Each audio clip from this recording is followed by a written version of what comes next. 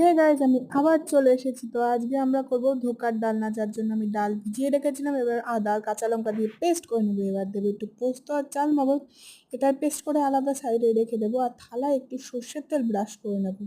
এবার টমেটো আদা কাঁচা লঙ্কা পেস্ট বানিয়ে রেখে দেবো। কড়াইয়ে তেল দেব, কালো জিরে আর 5 ফোড়ন দিয়ে একটু গরম করে নেব। তারপরে আমরা যে ডালটা বেটে রেখেছিলাম সেটাও আমরা অ্যাড করে দেব। দেখুন, ডালটা অ্যাড করার পর ভালো মতো কষিয়ে নুন এবং হলুদ দিয়ে দেব। তার মধ্যে আমরা ভালো করে কষাতে হবে। তারপর থালায় যেটাই তেল মাখিয়েছিলাম সেটাই রেখে আমরা চৌকো চৌকো করে পিস করে নেব। দেখুন এরম ভাবে।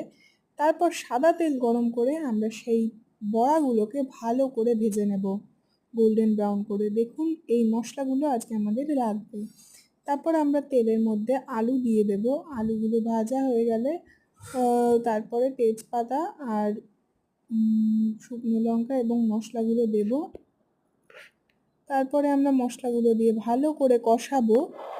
কষানোর পর যে বাটাটা বেটে রেখেছিলাম সেটা দিয়েও ভালো করে কষিয়ে ওর মধ্যে জল দিয়ে সেটাকে ফুটিয়ে নেব যতক্ষণ না আলু সিদ্ধ হচ্ছে। তারপরে আমরা ধোকাগুলো অ্যাড করে দেব।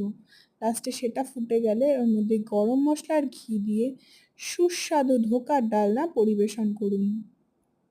ভালো লাগলে লাইক শেয়ার